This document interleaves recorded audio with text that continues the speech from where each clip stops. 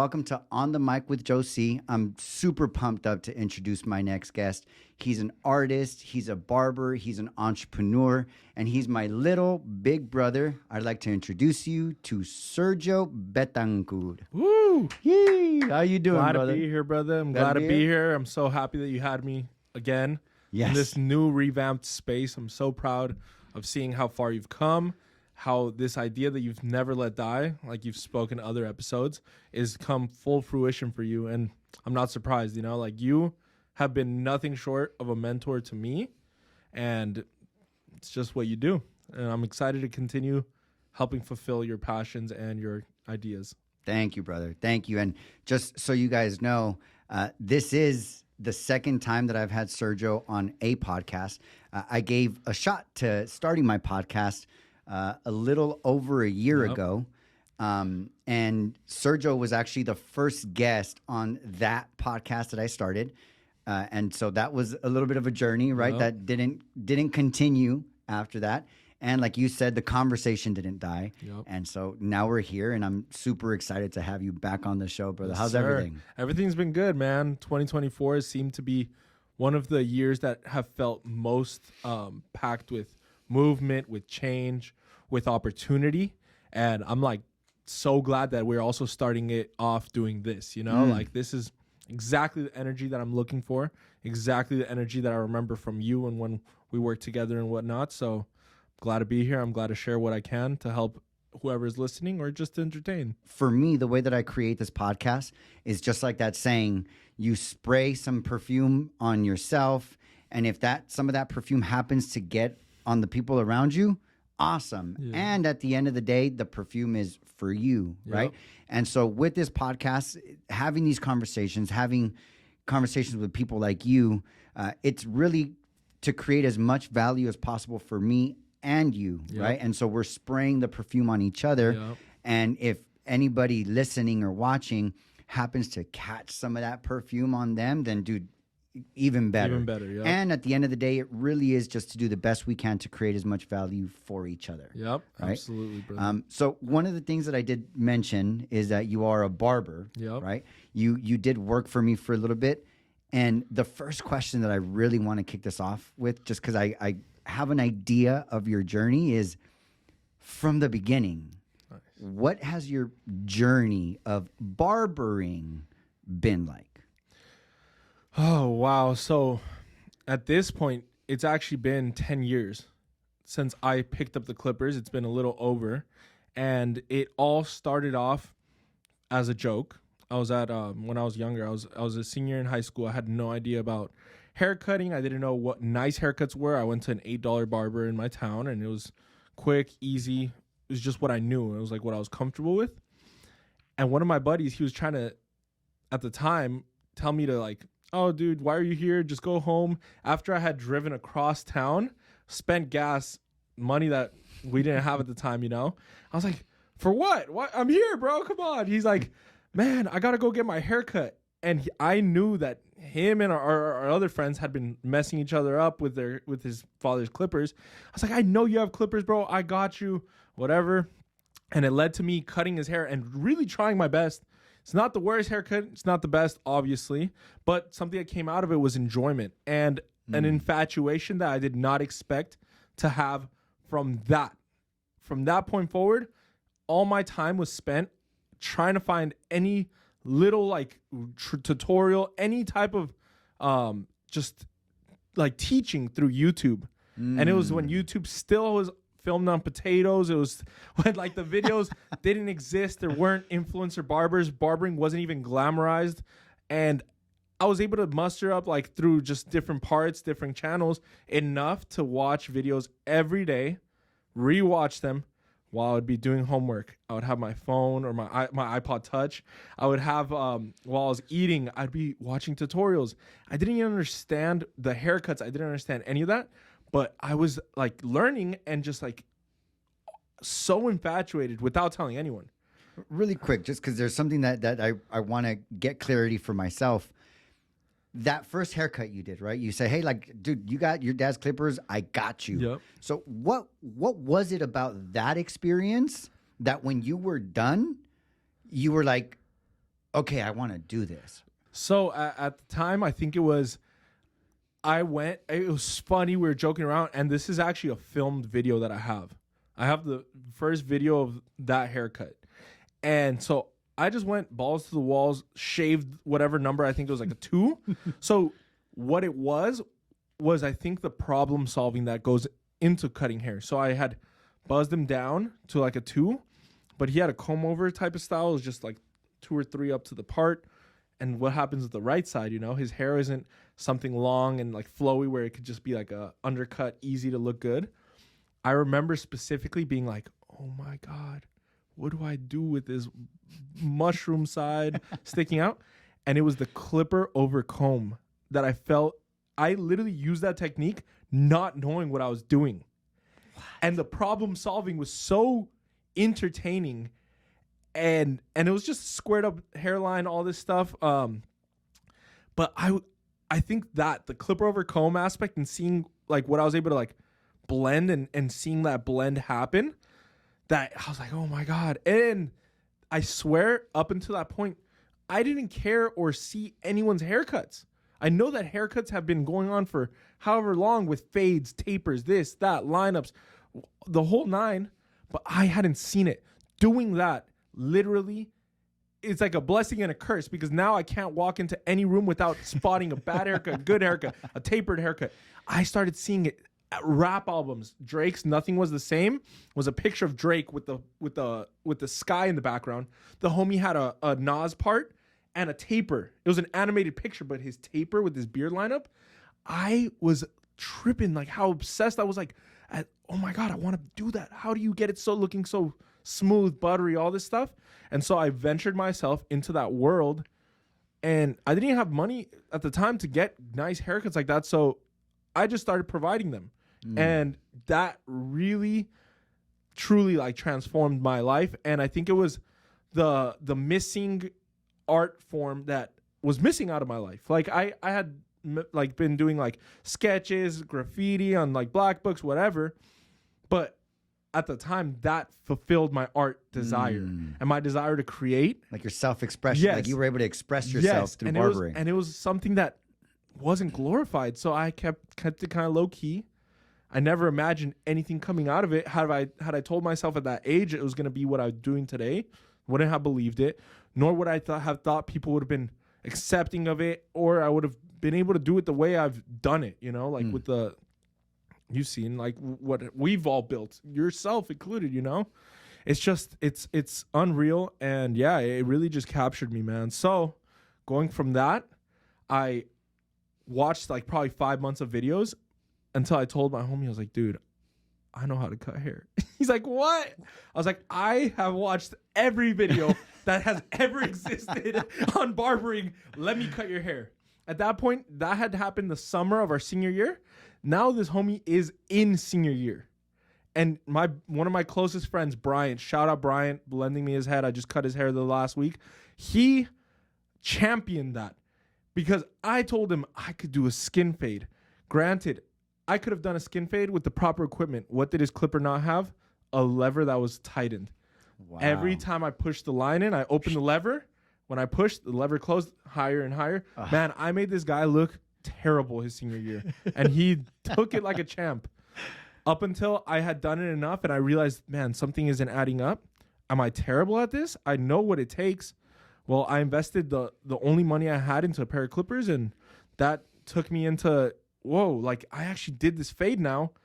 I could see that I have the potential, and it just snowballed into graduating from senior year, having like a group of 4 kids that I like poached and got them to trust me, and then cutting all summer leading into college where I had my actual career, had my future ahead.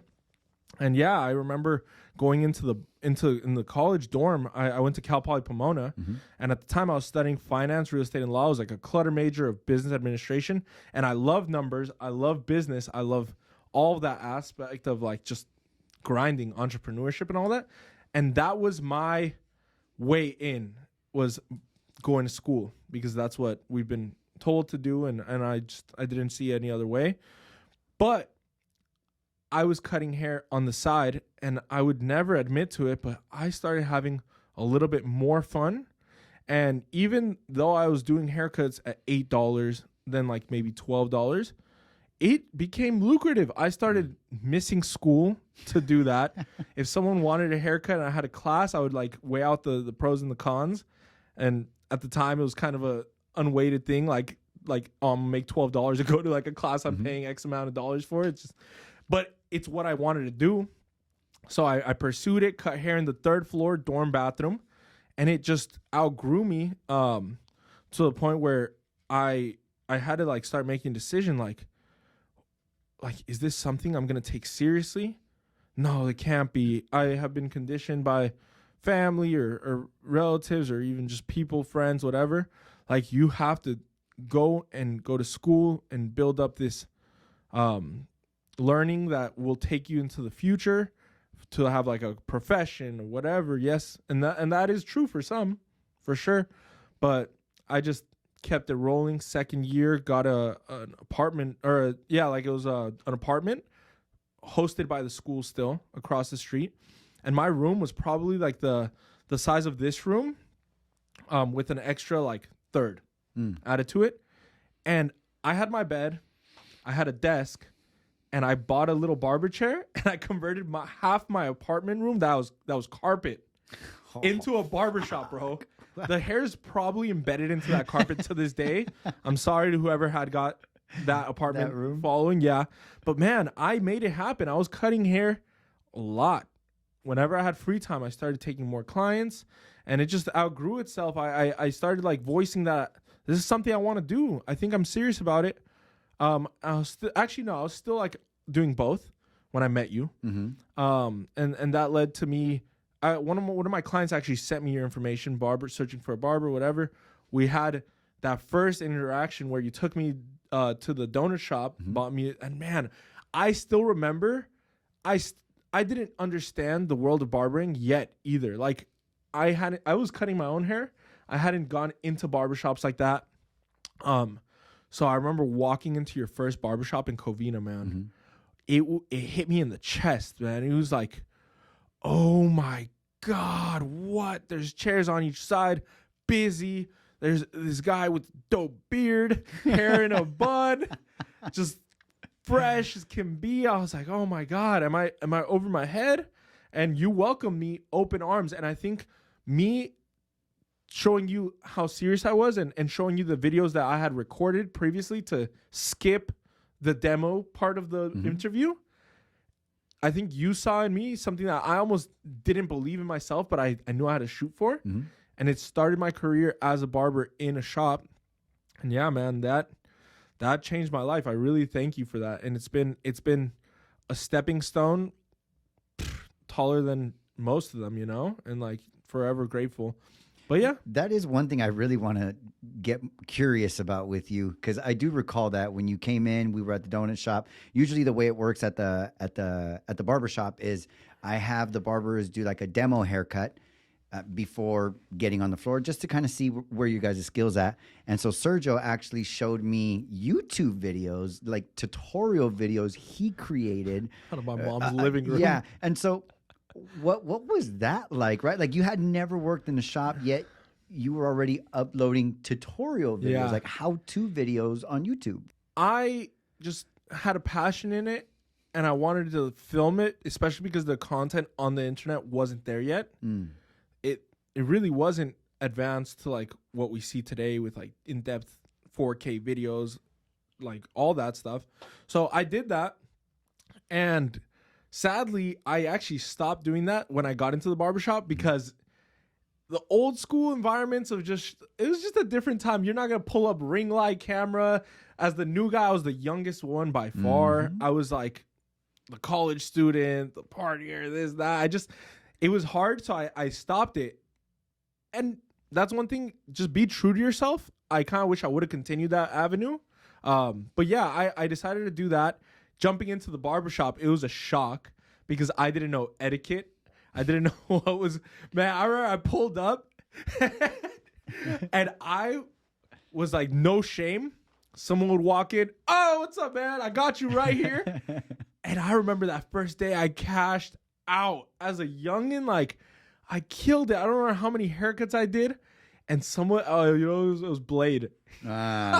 Which is it's like a friend of mine now. But, man, this homie was like, yo, bro, that's not how we do it in here. You can't do that, dog. Can't take my turn, dog. Yeah. And I was like, how did I not think of that? There's turns that everyone got to eat. I was just so excited to be in front of a walk-in flow, you know? And so I learned my place. I learned my barber etiquette. And yeah, it was a shell shock for sure. But slowly I built my name up in that shop and earned my respect, you know? That was a really good experience, man. I remember it was took a few months for me to take it serious too, because in college you're just doing your own thing, partying, having fun, and I was like in the thick of it, so I was just enjoying myself, making decent money, doing my thing, whatever. But it wasn't until something that happened.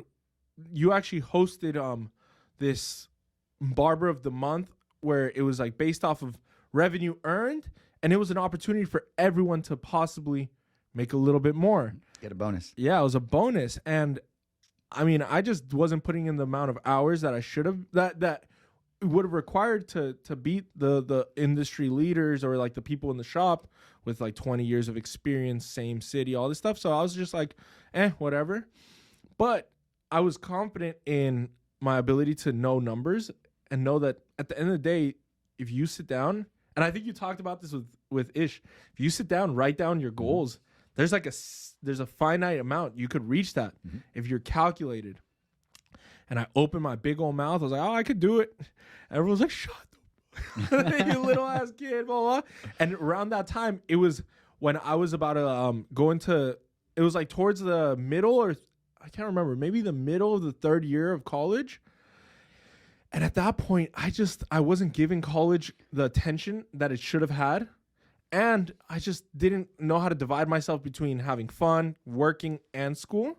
And so after I was like kind of questioning, like, could I become the number one barber?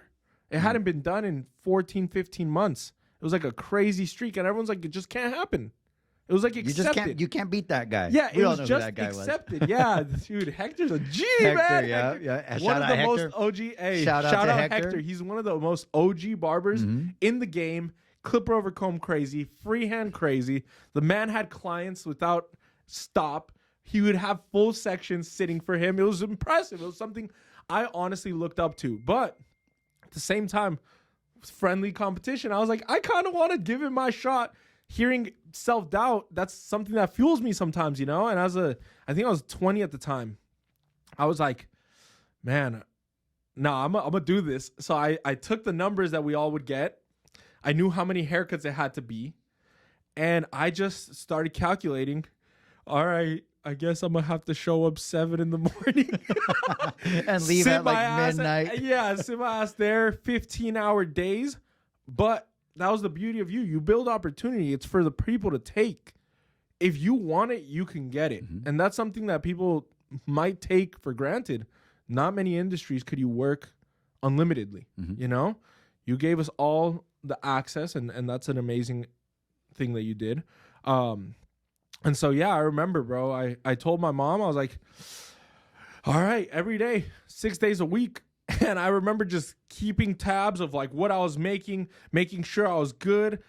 2 weeks in, I was like, oh my God, this is crazy. I think I could do it. I slacked off a little bit. It got wind. Man, this guy's been here a lot. You know what? Hector just had to do 2 more hours. I was like, oh my God, I'm like losing my trail, this, that. It was so thrilling and so exciting. And more than anything, this is how you build clientele, guys. There was hours that I would be there and not a haircut would come in for an hour or two. But once that person came in, I was going to close them. Whenever you get a client, it's your opportunity to close someone. It's like sales. It's like service. It's not just service.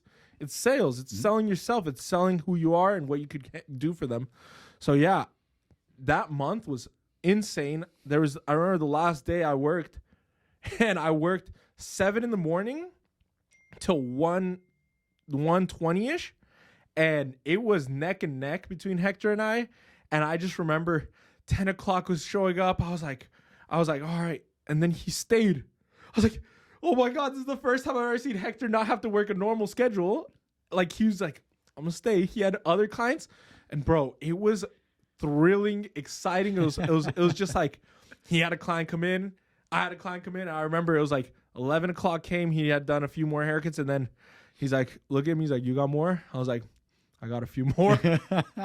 And I led that month by like $100. Yep.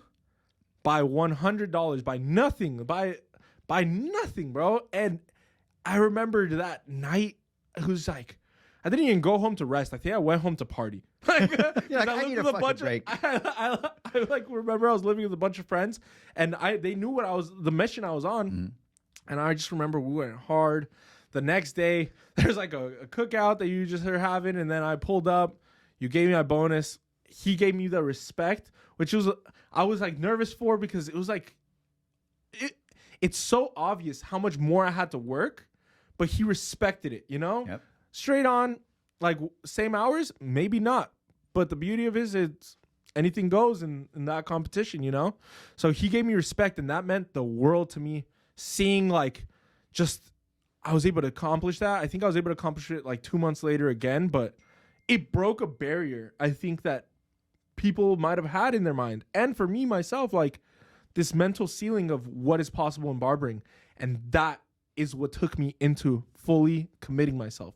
I stopped going to school. I went all in barbering. And yeah, it led to eventually me being the one to go to the San Dimas location and restarting, not from scratch. People followed, thankfully. And it was something that I didn't know what was going to happen, but my clientele came. We built a culture at the time, and it was a beautiful experience, man. It all led up, like it was all steam ahead. Nothing was changing until my accident, you know, where I had. Before we get to your accident, there's something I want to make sure we don't skip over. Yep.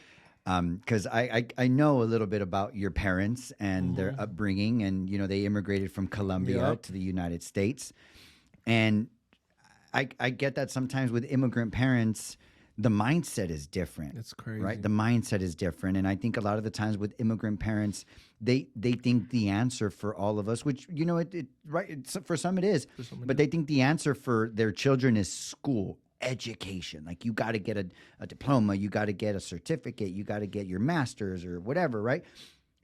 You said a little while ago, or just a bit ago, that you took barbering serious, you dropped out of school. What was that experience like with your parents? And what were the challenges that you had to face having to pretty much tell them, hey, I'm not going to go the route you think is the best for me. I'm going to go this other route. Like, what was that like? I give them a lot of like leeway and like space with how all these things unfolded, because I was also a rowdy little like kid. So it was a lot of me messing around in school too and not taking it as serious as well. That probably made them a little bit more nervous. But for them, they are actually very educated people, both of them having masters in finance, accounting, economy, and working for great companies in Colombia. You know, they had their careers, they had made their life, but coming to the U.S., they sacrificed all that for my sister and I. I was very young too. My sister already a little bit older. So I think for them it was like, yo, that's what got us to this position in Colombia. What are you doing?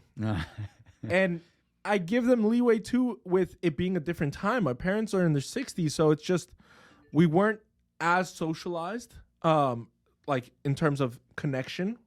I think that we didn't have opportunities the same way back then. And I think there was a lot of ceilings that were placed in just society in general because no one had done certain things. No one had made it. Only this person had done this. Only that person had done that. But it was not common or seen as possible, right? So me going the barber route was a shock to them. They were cool with it as like a little hobby. But once I started slipping up school-wise because I started doing this, it was like, we're not supporting you. There's no... And so that really also helped me learn finances as well. And like I have had to fend for myself since I was 18 in college, actually. Thankfully, I had barbering. And it was just a little bittersweet thing at the time, more bitter than sweet. Now, more sweet than bitter. Because like I have no worries of taking care of myself. I know I won't sink end of the day, thanks to them. You know, their tough love and whatnot. But yeah, man, it was shocking to them. It was shocking to my sister, who also has a master's.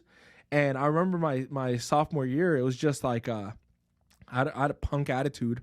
And I didn't go with it with the like kindness that I should have, and I kind of was like a more of like an F off basis. Like I have this, I'm gonna do that, blah blah blah, like kind of cockiness to it. And yeah, it just didn't land right. It caused a lot of ripples in our relationship. It caused a lot of distance, which I am sad for, but glad that we're past it. You know, like for so many years living out here, I wasn't far from them, but I was like 40 miles away, whatever.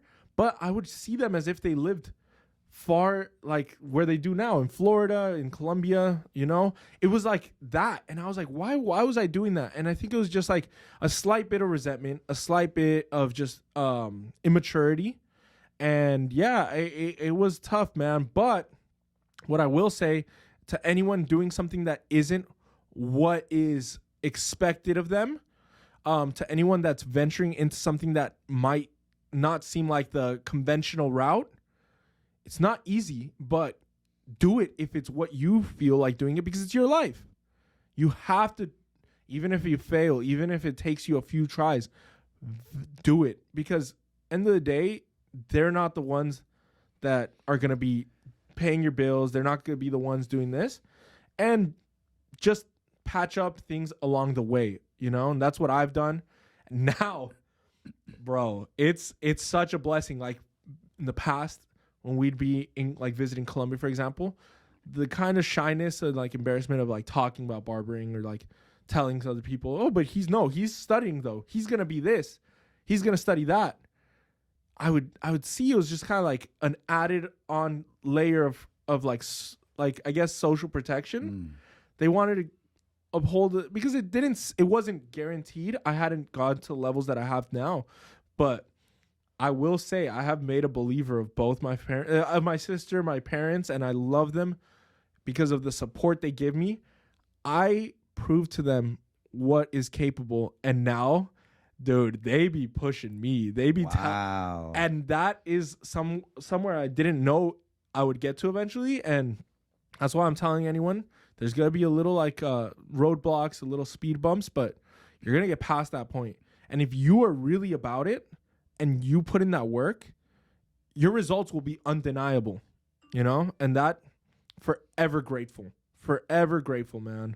Yeah, they my dad now shows me off to people. My mom, they'll be telling them like, oh, you would not believe. It's like mind blowing to people in Colombia as well. You know, it's just, we have a lot of opportunity in this country for sure, and forever grateful for that, you know, and just venturing into whatever realms that we have. One thing I want to touch on with that, and this is for anyone that's listening. There's a lot of value in what you said as far as like, if you're going to go the unconventional way, like, you know, go for it, right? If it's your passion, if you see a future, like put in the work and go for it. One thing you said that caught my attention was, you know, that, you know, your parents, you know, they're not going to pay your bills. They're not going to do all that stuff. And what I really want to say for anybody listening to it, to this, is that have that be the case, right? Because I've heard a lot of conversations of like, my parents are always trying to tell me like what to do, how to live my life, how to this, how to that, but they're paying your gym membership. They're paying your Uber rides. Yeah. They're paying, you're not paying any rent where you're living. They're buying all your food. Like, they're the ones pretty much supplementing your life. Anyone would be upset. Right? And so, you know what I mean? Like, if you really do have a passion and you really want to go the unconventional way because of how your parents want you to go, like, have it be because you are free. But as long as you're in your parents' payroll, like then just know that that comes with it. Yep. So if you want to go for your passion and you want to do something that's outside of what your parents expect of you, get off the payroll. Yep. That it's as simple as that. If you don't want to have other people dictating what you do, you can't have other people paying for what you do. Mm-hmm. Simple. And yeah, honestly, that's why it's, instead of saying like sweet and sour, now it's such a sweet feeling knowing that route, or that like, I guess just pushing me out the nest taught me so much, and it allowed me to mess up and do the things I want to do and venture off and this and that, and I couldn't have thanked them anymore. They taught me true, because they never lost love. They just let me go. And so with all this being said, I just want to also clarify one more time. I love my parents. Mm-hmm. They have been nothing but kind to me. Even if we didn't agree on certain things, I give it to them. Have some compassion, have some understanding. Different ages comes with different times. Look at how crazy life has changed in the last 20 years. Now imagine 60 years. Like, it's different times. Like, there's going to be different possibilities, and just be glad that you're living right now with what you can do now, you know? Absolutely. Dude, that's wow. If you're a parent listening to this, right? Like, what you just said is so golden, right? Like have your opinions, guide your kids in the best direction you possibly can, and do it with love. Yeah. Right? Like, whether they go with the flow, whether they do the opposite of what you want, like, if you just do it with love, right? It might not always turn out the way you want, and it'll always turn out good at the end, because your kids will see. Like, yes, you said do it this way, not that way. And at the end, when they did it the way you told them not to, you still love them. Yep.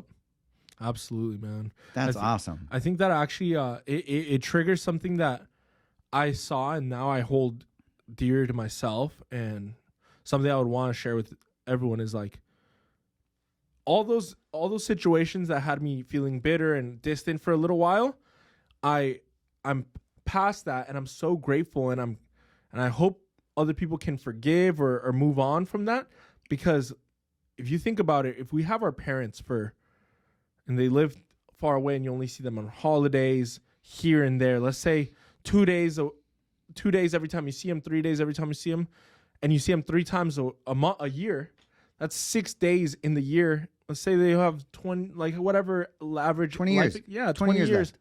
Man, it's 120 days at the end of it. 20 years.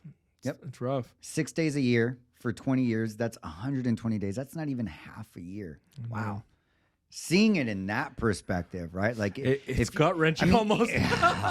like, even if you see your parents 20 times a year, right? 20 times a year if you live a little bit apart. 20 times a year, if they got 20 years left, you're looking at 400 times. That's just a little bit over a year you have for the rest of their life. Yeah. Wow. And I think that that's one thing that's allowed me to be more compassionate. I've learned so much patience. And my mom, my dad, my sister, even, like, we have a good time now, and we don't allow things to wedge between us as easy as before. And I won't let that, you know. I will talk to them with more patience. It's hard. It's easier said than done. But if I could advise anyone, is just to, like, mend some of those relationships if possible. There's obviously, like, everyone has their own circumstances, but if it's something that is mendable, do it. You only have your parents for so long. And that's awesome. I see you. You travel with them. You guys go to Europe together. You guys go to Colombia together. Like, that's awesome. I'm blessed, man. It took a bit, but I'm glad that we're around that. So, point. Not to dive too much into this, I just want to be clear with this. How long after you said, I'm going for my barbering career, did they accept it? I think probably, like, within a few months. Honestly, like, that first month was shocking to them when I pulled up after winning, because that 1 month funded so much of, like, my ventures. It was my first Europe trip. It was like, like, it funded so much, and they're like, damn, this guy's so young. That. This guy's so young, and he's able to, like, he's not asking anything of us. Like, wow, we can't be upset anymore. He's proven it. paying his own rent, his own car, is this and that, whatever. And especially after my venture solo, getting that studio in North Hollywood, they were so scared because it was just like coming off of that injury, switching up my clientele, moving 40 miles away from my business or my original space here. It's scary. But for them to see me swim in that deep water, it now, like, dude, they're like, do this, go for that. Why don't you try this? And I'm like, yo, okay, yeah, damn, you guys believe in me almost more than me now. It's like all right. So, I mean, I'm very grateful, but it took work and it took showing that you're capable. And, like, that's the biggest thing. Like, you have to give them reassurance through action, not just through words, not just through ideas. It's like through actions and tangible goals being met and whatnot. Yeah, just through action and fulfilling on the things you say you're going to do. Absolutely. Speaking of big things, you came over to the San Dimas location. You were doing your thing here, and then there's something that happened to you in your life that you went from working in a barbershop to then getting your own studio. Yep. But there was like a year in between that actually happening. What happened in that year? I think it's just, one, how life goes and how life will take you in certain directions, and why what might seem as like a tragedy could be a blessing. And a lot of the time that's the theme of life, man. Like, funny. What was that tragedy? So I was at the point peaking, I think, in my industry, in that career, what I was capable of doing. I was happy, and I was just kind of like complacent, didn't know what was going to take me to the next realm, and this like kind of launched me like without a choice, right? I went to Joshua Tree with a bunch of friends. We were just bouldering around, hiking, and it was just like having fun, turning up, whatever. And I remember that I think it was like October 25th or something like that. Towards the sunset, I jumped off of a rock. I was like about 7 feet tall, thinking I was still the avid skateboarder. I had never got injured. I could handle this. I have ankles of steel, whatever, blah, blah, blah. And the rock I had jumped on had loose gravel on it. I didn't notice. And it just kind of like folded me, bro. I collapsed. My ankle like anchored into the floor and just exploded, essentially. Yeah, broke a million ways. It broke both tibs and fibs. Both sides that wrap around your ankle snapped. One of them flipped inside out, sticking out of the skin, bleeding. Bone sticking out of the skin. Bone sticking out of the skin. The tendons holding the bones together kind of like split. So the bottom of my ankle was like that. The two leg bones. There's a whole piece on the right side, a little higher up, that pulverized from just like, there's like gap in the picture of the x-rays. It was just the worst ankle injury that doctor had probably seen outside of like an amputation case, right? And I remember just the shock. I couldn't really fathom it. I tried to stand up, stepped on it like those UFC fights, when they step back, and so you don't realize it. My friends, everyone was freaking out. It was shocking to everyone, and I was just like, yo, it's fine, we're good, it's gonna be fine. And they didn't know how to act, because I don't even know how to act. It's so shocking. No cell service. We're in the middle of we're off trail, so that doesn't help. We didn't know where we were at. Only one of them had like experience there, so they had to hike out, go to the car, then drive. They had to drive to get cell service, and yeah, they all just kind of left. One group went, the other group followed, type of deal. And so you stood by yourself. Yes. And it's just kind of, I don't blame anything. I understand like the situation was just crazy, and it makes sense with the whole story, whatever. But yeah, I was there sitting. I had one White Claw, no water. I had a White Claw, some headphones, and a hoodie my friend had left me. And the sun sets so quick. The desert's sunsets are quick. So what seemed like a lot of time was 30 minutes and gone. Pitch black darkness, late October. I'm in shorts and a t-shirt, ankles bleeding, 40 degrees out. And I was kind of just accepting it as for what it was for a little while. And I remember just the thought process was, how are they really going to find me? Like, what should I be sitting here waiting? Like, what? Oh my God, how this is messed up. My ankle's like flopped, just hanging.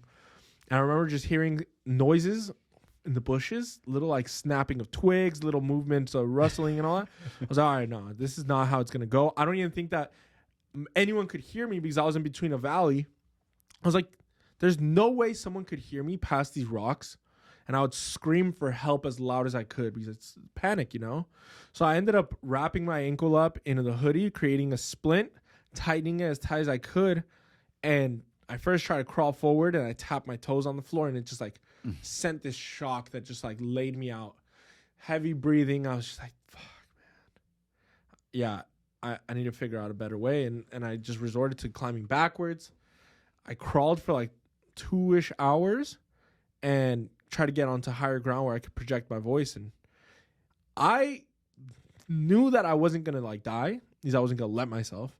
I knew that I had the will to just like keep going and like that someone was going to come for me. And sure enough, once I got to the highest point and I had decided, it was like late at that point, it was like 10-ish. I was like, I don't know if they're going to find me. I have probably better luck when there's sun out and other hikers hiking around. So this is my place. I'm at the top of this like hill. I'm going to scream one more time. And that's when I screamed like, help, just trying to get my voice to project as far as I could. And I heard them scream back, oh, Sergio. And sure enough, they had to hike all the way back. They couldn't take any like vehicle or none of that. It was 2 of my friends, 2 firefighters. They hiked back. They found me. They airlifted me, thankfully, through the whole helicopter yeah. game.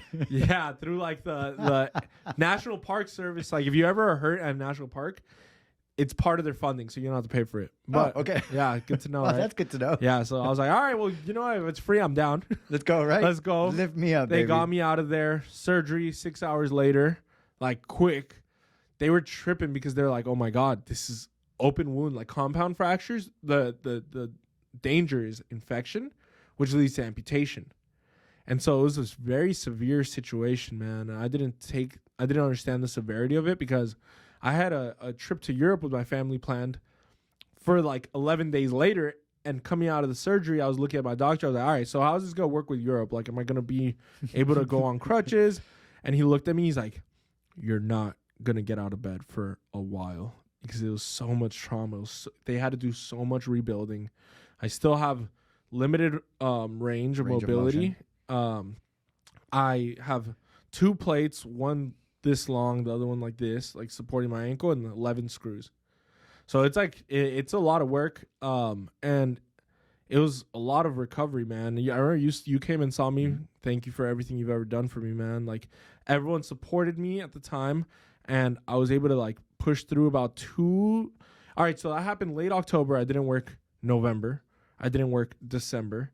I didn't work until some point in actually it was late January that I started working, and it was like, whoa, like it humbled me. It made me realize like, wow, as a barber, we don't have like a safety net.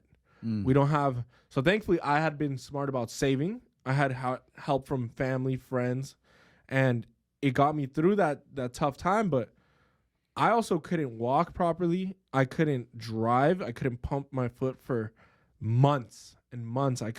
So now that I had moved closer to home, I was with my parents during the recovery, and I couldn't drive back over here.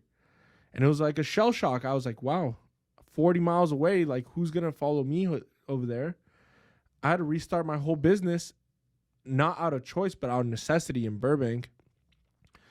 And the best part of it all is that the pandemic hit right after. Oh, man. It did, right? I think it was October 2019, right? Yeah. So and then pandemic hit right 2020. after I worked almost a month.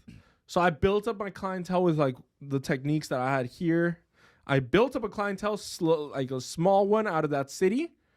And then pandemic shut it all down, man. And I was just like, what do you do? You know, and then it is what it is. And thankfully I found my real passion, which is art. How did that come about? I couldn't do anything. I was my sister and I decided to stay together, separate from my parents, just because we didn't know the severity of what was going on. We wanted to keep them safe. And yeah, she was like very adamant about staying together, not doing anything. And so I wanted to do something to express myself. So she bought me like a pen or a notepad with a pencil, and I just started sketching. And one sketch was better than the next, and I showed it online, and people reacted like, "Whoa, what?" I was like, "Dang, yeah, I didn't even know I had this in me either." And that prompted to me creating like 40 pieces of art, just one after another, new mediums explored, and I was just like, "Wow, this is why I love barbering so much, because I just love art as a whole." And it changed my mentality on how I was gonna host my space. I wanted an art studio. I started wanting a private space too. I wanted to change the hustle that I was so used to of 12 hours on my feet, nonstop, taking 20, 30-minute haircuts, blah, blah, blah, whatever. I couldn't do that in my head. I was like, how am I going to do that with this issue? And I started trying to find more value to add, how to increase my prices and whatnot. And it all just cultivated into me getting that one studio in North Hollywood, which was a total gamble, a total risk. The overhead was way more than anything I had ever been used to. And yeah, I just had to make it happen one way or another. Built a space, put up murals, attracted clientele. I kept it in, I like made it into like a very personable experience, a very almost like a sacred experience, you know, like an intimate space. Yeah, it was just, and you lived there too. and I lived in the loft. I lived upstairs. It was like the best situation. Oh man, it was so crazy, because qualifying for a space, that's another thing that people have to remember, is like, when you go venture off into your own thing, you have to qualify for spaces. You have to show a certain amount of income. And I was like, okay, well, I'm going to get my dad to co-sign it. And he was like, oh, yeah, show us 5 times the rent. Who's going to show that? You know, like, that's crazy. So I had to finesse my way, show whatever I could, and they took me in. It's a blessing, man. It really is to have been able to qualify for that space, and just that start, that hunger and that fire under me, like, just led me to building that up, and now moving to Sherman Oaks, and now having that new revamped Born from Rain studio. More like it's like a Born from Rain like compound now, with like different aspects of an office, a art space, a lounge space, all that. I'm so glad you are mentioning the whole, if you want to venture off on your own, if you want to get your own space, like, you have to show credit. And more than anything, you have to show income. And so I love that you touched on that, because for any barber who's out there listening, in our industry of barbering, I completely get, nobody wants to pay taxes. Yep. Right? Like, nobody wants to claim how much they make. They want to do it cash. They're 1099. They don't claim all of it, all that stuff, because they don't want to pay taxes. And what we don't realize, or what most barbers don't realize, is that at some point, if you want to adult, like, you're going to need to show income. Yep. Right? And 5 times the rent of that studio was at over 10 grand a month. Yeah. Right? Because no one else is going to be able to co-sign. I'm screwed. Yeah. It's a wrap. So if you're a barber and you're listening to this, like, be an adult, right? Like, start adulting, do your taxes, right? Put money aside every month, Get so that organized. it's not a big hit on you. Yep. And do your taxes, because as an adult, you're gonna need to show income for a lot of things, whether it's a car, whether it's a house, whether it's whatever. Having income to show, a minimum of 2 years worth of a good amount of income is so crucial. So thank you for touching on that. And it's something that needs to be said in our industry, you know? Just do research, get smart about it, and just get organized. That's key. Absolutely. Born from Rain. So, what is that? When I was with my sister during COVID, I just remember being like, oh my God, I have this idea for a space, like a brand. Now I'm like thinking about branding myself. I'm thinking about like something that's all encompassing. What's the name? How do I land on it? And I remember, for me, it was feeling in an incredible drought, financial drought, freedom drought for all of us, you know, like, we were just social drought. Everything felt like a drought. Like, damn, haven't worked in months. The time that I did get to work got cut short. I don't get to see anyone. I don't get to do anything. Like, what is going to end this drought? What is going to birth my space? And like anything, like the water, the rain, when you like water your soil, like all those terms, you know, the art, the motivation behind me getting my own space, the murals, the paint, the everything, all of that felt like the rain that came, ended the drought, and birthed my studio. So I call it Born from Rain Studios. And it just flows. BFR, it's clean. I've made a cool logo out of it, hand-drawn, and just experimenting with different names. That stuck with me. BFR Sergio, BFR Studios, all-encompassing design, barbering. It could do it all, you know, and just right now I have a lot of aspirations and goals for that I truly do feel 2024 is going to be the year where a lot of that gets fulfilled properly. You know, I've set up little steps to make it legit, and it's just, I'm glad I also have a partner that has her own side of business. And dude, right now and it meshes with yours. Yeah, dude, she's an incredible designer. We right now just got our home office set up real nice. We're both venturing off into like getting things legit, organized, domains, emails, Sergio at bornfromrain.com, support at bornfromrain.com. These things that are really fun to like get into. It's even better when I have like my girl next to me doing her thing, you know? So I'm excited for everyone to see what she has. Shout out Eileen. I love her with my whole heart. 2 years, and the new year has been nothing but a blessing. Yeah. Speaking of the new year, being that we are in the new year right now, not only is so you guys know, and if you guys get a chance, check out his page. We'll give all of his information out at the end so you guys can communicate with them, follow him on social. But you're saying a home office. You literally have a whole 2-story home that you don't live in, that you're using for your barbering studio, your office, your art studio. Tell me a little bit more about that. It's such a blessing in disguise. It was also because of her. She's actually when I started dating her, she actually lived in Northern California, and it was a serious relationship that I knew eventually I wanted her to live with me. It was like something I was certain of, and at the time I lived in my haircut space, the studio in North Hollywood, which was fit for me, and it was the stepping stone I needed to be able to afford both, you know, a house and like a cutting space. But I knew it wouldn't have worked with her, because what am I going to do? Have her just like locked up? Don't come down. I'm doing this. Or, man, what if she just wants to lounge? What if that? So that idea had came to me where, all right, I need to have my actual separate space of work and live. I had both of them meshed in. It worked. There's pros and cons, but that time had come, and I didn't know when or what was going to happen, how I was going to fall onto like that next space. Thankfully, one of my clients put me on, and I sublet his space for the last few months of his contract, only to then start my own. And that's where I live. You've been there. Yes. And so the thing that sucked was that it was so perfect. That place was everything I would have wanted and more for her and I. But he's like, yeah, bro, I leave June. If you want this, you need to act in July. Now. And she wasn't graduating until December. So, man, that was something else, Joe. I had to take on that space if I wanted to lock it in. And I knew for value, I wasn't going to get a deal like that again.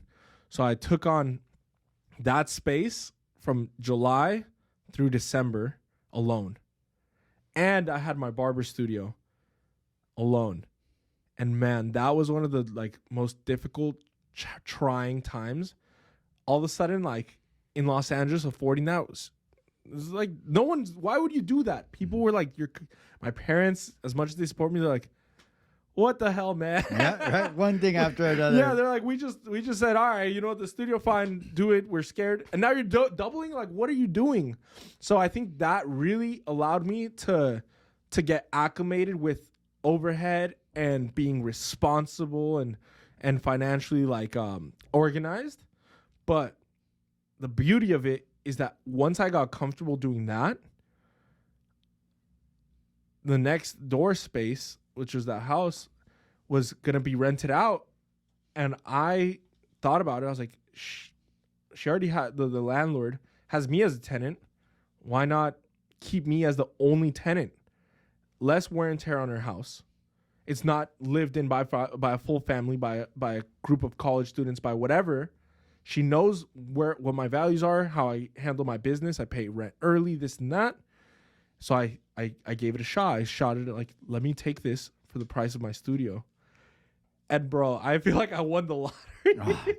I believe you did, man. I've seen that space. That's a beautiful space. Yeah, man. So it's been one of the challenges is like the size of it has to fill it up and make it seem like to make it make sense was tough, but we got that down. Thankfully, like I had my girlfriend Eileen at the time, like her now helping me organize and now keeping the place clean, getting all that sorted. But man, that elevated my business to like a new level because it shows me I'm capable. But now I have these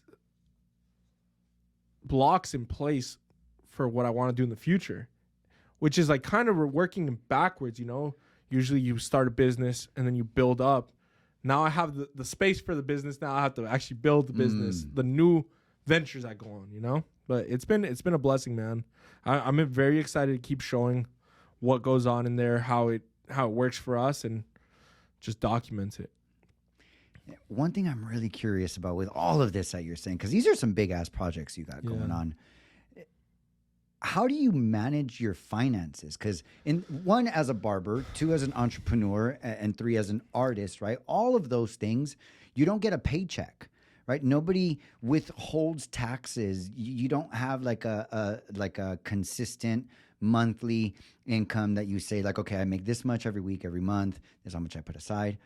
What is that experience like for you, and how do you manage your finances? I thankfully have had a great deal of fun leading up to like these moments. Mm-hmm.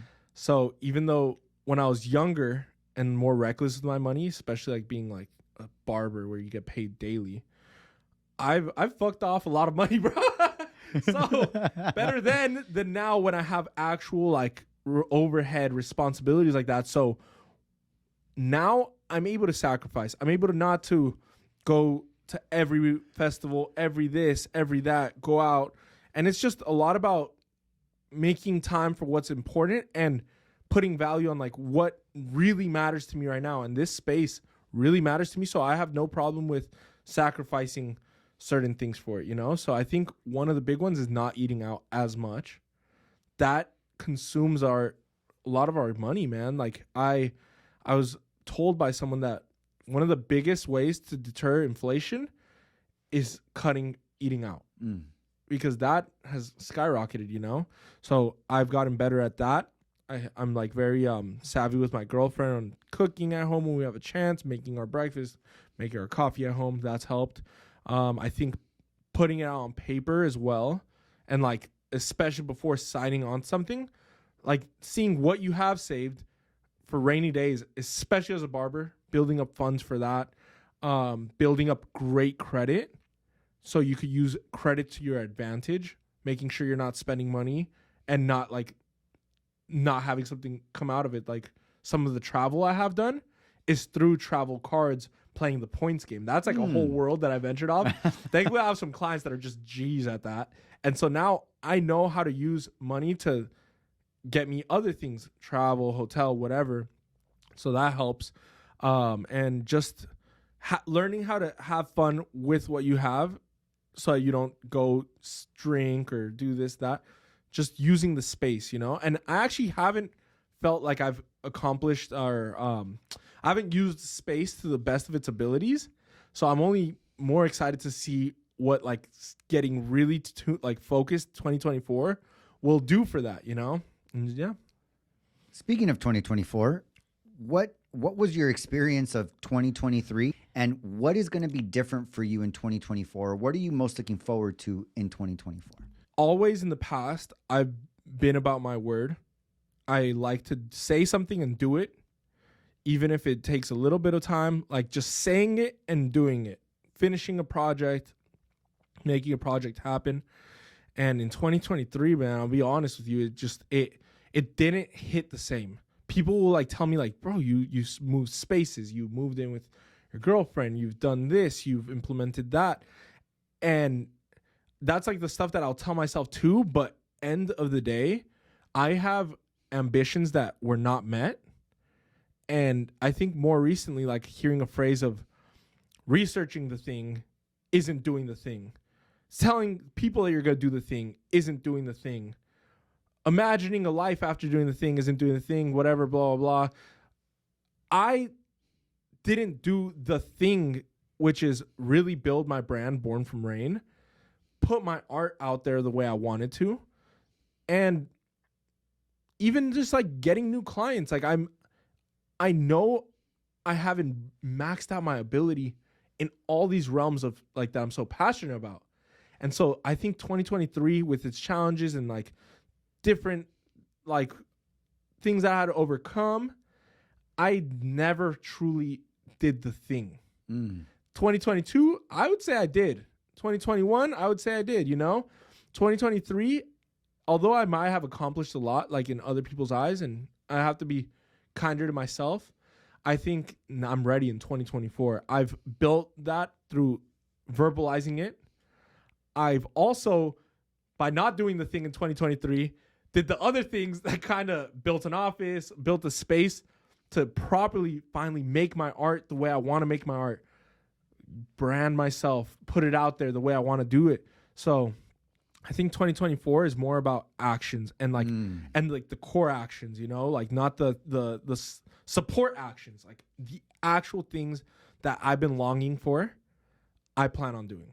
And I like that I'm able to start it off with the year with this podcast because it almost gives me a social contract too. Like, yo, guys, I'm serious about this year. I want to make big changes. I want to reach my my full potential that I just didn't feel that way in 2023.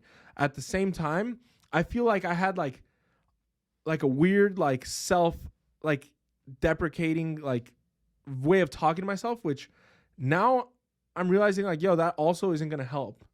You have to be kind with yourself, but you also have to just push yourself, and not be like, man, I didn't do this another month. Like, oh, this project, blah, blah, blah. I'm past dwelling on that and I'm more ready to actually do the thing, we'll see. I mean, I have faith, man. I have faith. I have the support set up. I have the verbal contracts in place. I have just the feeling I got from 2020, late 2020 when I got that first studio. I feel that way, and I felt it all the start of this year. I've been committed to myself. I've been committed to my relationship, my business, and just really going for it.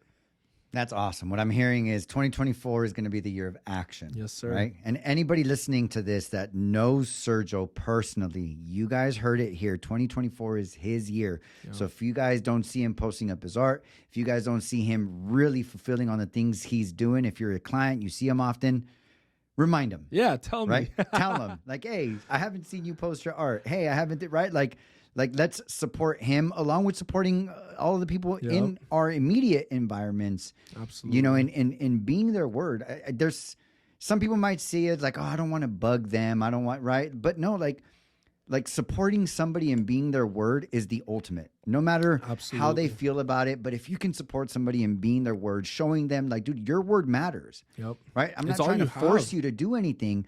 I'm just showing you as a friend that your word matters to me. Yep. Right. And I want to see you do the thing you say you're going to do. And I'm here to be that friend that supports you. So if you're that friend, support this dude. Make sure that he gets the support he needs to have 2024 be that year. Absolutely. Speaking of our environments and our friends, do you have any mentors, whether it's in your real life or whether it's like on the internet, like somebody you really follow that you kind of use as a mentor to guide you in the things that you want to do? Man, I think first and foremost, my family, my immediate family. Who? My sister has had a great deal on like influencing me growing up and kind of giving me the personality that I've had, like through just raising me when my parents had to work or whatever. My parents, they have showed me nothing but true grinding. My dad working 13, 14 hours every day. No complaints, just doing his thing, has showed me work ethic. My mom, how smart she is with numbers, with finance, being like financially literate. She's like sharp and just like showing me like how to be strong and along with my father, like just like how to get out there and pursue your dreams, you know, even if it's not the same as what they thought. And you have been such a good mentor to me, man. I was so excited like to see if you ask this, because Joe, you have put me on. You have known me since I was a child. 18 is still a child in my eyes, 19, whatever. I have been put on. I have seen you grind. I've seen you run businesses. I tell people about it, and I really want to thank you for that. It's been nothing but like golden nuggets. The nuggets, yeah, baby. that you've been giving me for so many years now, and just I'm very blessed to have had you as a mentor in the barbering industry. And then honestly, like whenever I see things online, I wish I remembered like who the person who said do the thing. I think it's like the Mindset podcast. I don't know. I heard it. I was just like, damn, this guy's killing it. Like it really resonated with me. I just hear people online sometimes. That shit also hits home. No one in particular. My girlfriend as well has like taught me like kindness and just patience and love, seeing how she's able to like put up with me as a person and like the good, the bad and whatever, and just like always giving me so much love and kindness. I just can't thank her enough. Yeah, man, it's been a blessing. I have a lot of mentors in my life. Love it, man. And thank you. I definitely got that acknowledgement, man. And Yes, sir. same thing, you know, that I told Ish that I want to tell you, and that I want to make sure that everybody that I have an impact with also knows, is that for me, it's a pleasure to see you guys take action, right? Because I could be a mentor and I can say the thing, do the thing, be the example. And if you guys on your end don't take the action, if you guys don't make the choices that move you forward, whoever I am to you guys means nothing. Yep. Right. And so I really do want to acknowledge you for making those choices, Yep, putting in that work that it takes to get where where you've been, where you're going, and where you want to go. Yes, sir. Right. And so I think it's amazing the work that you guys put in. Thank you. It takes something to make those choices. Yeah. It really does. So thank you for that. I appreciate that. With that, one of the things that I want to leave off with is, with that, I want to end the show, or close to the end of the show, by asking you, what is something that you want to leave people with? It's not too late. That's like a really, really big theme right now. It's like, it feels like how I was saying, like I wasn't doing the thing, blah, blah, blah. It's easy to get into like self-doubt. It's easy to think like, oh, maybe I'm like phony, whatever. Imposter syndrome. I know we've all felt that.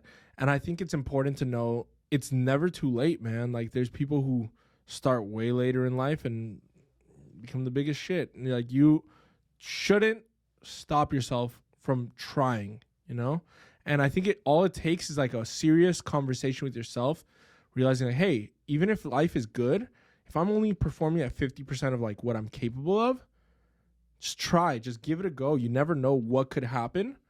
And realistically, if you just don't stop trying, you'll outwork everyone else. Wow. A lot of people are going to quit along the lines. I'm telling you, don't quit. I'm not going to quit. I know you're not going to quit. Just keep trying whatever it is you're doing. Keep doing just a little bit, and it's going to like compound, you know, compounding interest.